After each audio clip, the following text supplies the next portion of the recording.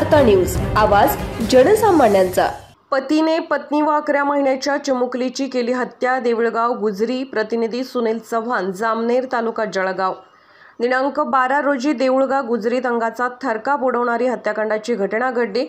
पती-पत्नीच्या आपसी वादातून पतीने आपल्या पत्नीची व चिमुकलीची सैराट फेम हत्या करून पतीनेही स्वतःची जीवनयात्रा संपवली।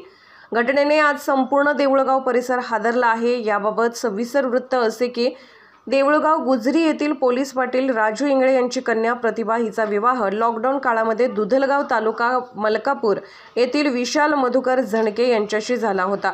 दिनांक 12 रोजी माहेरी प्रतिभाचे आईवडील शेतात गेले असताना विशाल परत प्रतिभाला नेण्यासाठी व समजूत घालण्यासाठी आला। त्यावेळी प्रतिभाचे माहेरी आजोबा व्यतिरिक्त कोणीही नव्हते। आजोबा वयोवृद्ध व थकलेले असल्याने त्यांना या कोणत्याही गोष्टीची कल्पना नव्हती।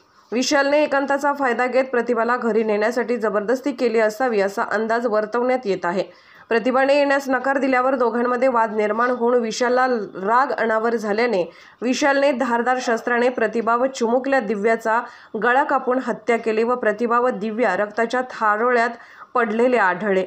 प्रतिभाचे वडील स्वतः पोलीस पाटील असल्याने व गावात त्यांची प्रतिष्ठा असल्याने सदर घटनेची माहिती मिळताच जळगाव येथील अतिरिक्त पोलीस आयुक्त, पाचोरा येथील विभागीय पोलीस आयुक्त यांच्या ताफ्यासह फत्तेपूर पोलीस स्टेशनचे सर्व पोलीस कर्मचाऱ्यांनी देऊळगावकडे धाव घेतली।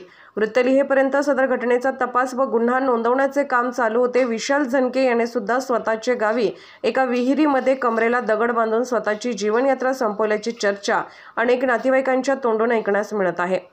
पुढील तपास फत्तेपूर पोलीस स्टेशनचे सहाय्यक पोलीस निरीक्षक गणेश फड व त्यांची टीम करत आहे। झुंजार वार्ता न्यूज, जामनेरसाठी प्रतिनिधी सुनील चव्हाण, ब्युरो रिपोर्ट।